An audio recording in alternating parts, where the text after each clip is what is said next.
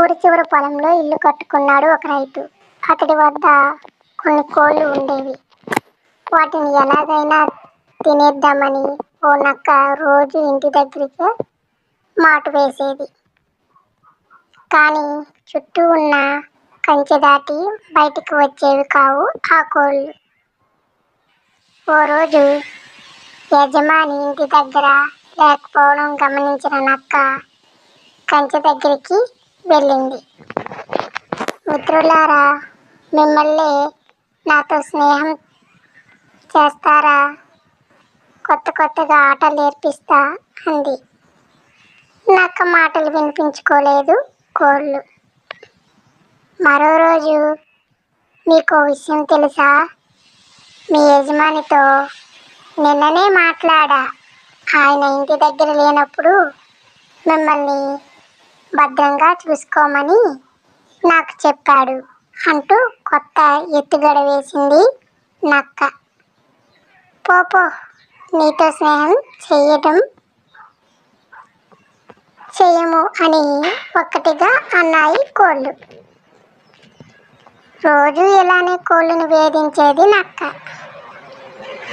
ఓ రోజు రాత్రి కోళ్లన్నీ సమావేశమయ్యాయి. ఈ నక్క ఎప్పుడు ప్రాణాలు తీస్తుందో అన్న భయంతో బతకాల్సి వస్తుంది. దీనికి ఓ ఉపాయం ఆలోచించాలి అని ఆలోచనలో పడ్డాయి.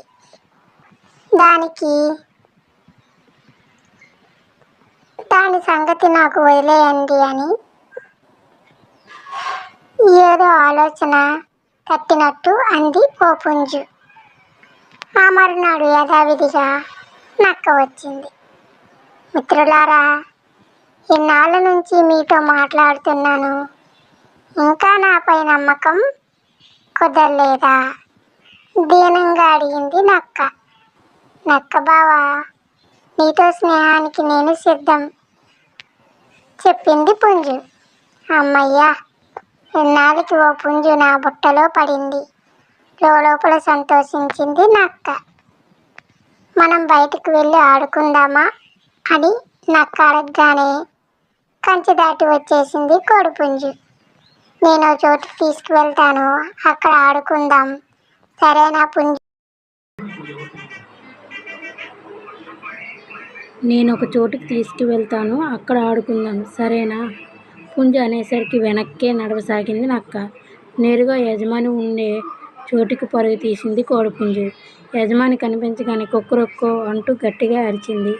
ఆ అరుపు వినేసరికి తిరిగి చూశాడు యజమాని. నక్క కనిపించింది. ఓ కర్ర తీసుకొని వెంబడించి దాన్ని చితకబాదాడు. ఆ రోజు నుంచి కోళ్లకు నక్క బెడద తప్పింది. ఉపాయంతో అపాయాన్ని గట్టెక్కించిన పుంజును మిగతా కోళ్లన్నీ ఎంతో మెచ్చుకున్నాయి. Thank you for watching.